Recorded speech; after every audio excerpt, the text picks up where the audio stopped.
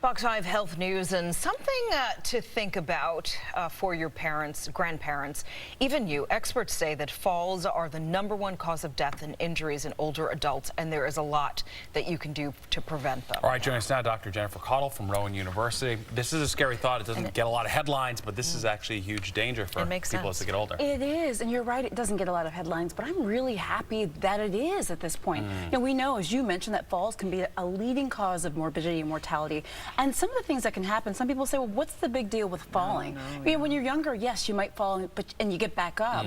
But when you're older, you may not actually be able to get back up. I recently actually had a family friend whose parent actually fell and couldn't get back up, was lying on the floor for over 12 hours. Wow. But also things like head injuries, things like hip fractures, which is a leading cause of morbidity and mortality, and other problems. And also when people fall, they tend to develop a fear of falling, which may keep them from kind of living out their lives afterwards. Yeah. And it can lead to complications as well. It really can. And, you know, I say there are things that we can do. You know, I mean, and this is really good, like, news you can use. You know, it's important for our parents and grandparents, as you mentioned, getting those eyes checked and hearing checked, because our senses play a big role in this. Sure. But also taking your family member to the doctor and looking at medications. Some anxiety medications, pain medications, antihistamines, etc., can actually increase the risk of falls. And also strengthening exercises can really help people kind of develop their strength and get stronger. Yeah, Tai Chi is a really great one. Yoga. I see a lot of seniors doing that. Yes, it's a really good thing. So really important to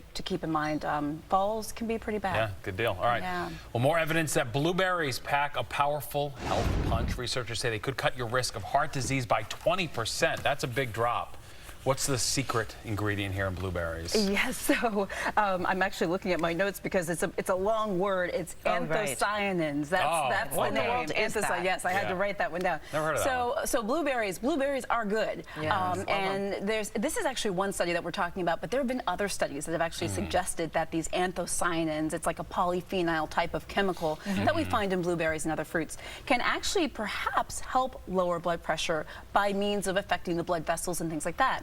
There have been a number of studies that sort of suggest this. Now, you know what I always say, we need more studies, more studies, more studies. Sure. But there have been a number of studies that seem to lean in this direction. And one of the things I like about this is it sort of, you know, supports what I'm always saying to you guys, which is this idea of a well-balanced diet. You know, so when we're going on these fad diets and we're cutting out whole food groups and stuff like that, we might be missing out on something really good. Or just eat real food. Yeah, you know, eat real food and eat reasonable a portions. variety of real foods, right? Yeah. So all the food groups, the colors, etc. So I got a lot of hope for blueberries. All right. Another reason to eat everything. They're fun all to the eat. good They're stuff. good. They're delicious. There's no reason not to. Who wouldn't want blueberries? That's good diet advice. Most Doctor, definitely. we appreciate it. Thank you, Dr. Jennifer Caudle. And Nick.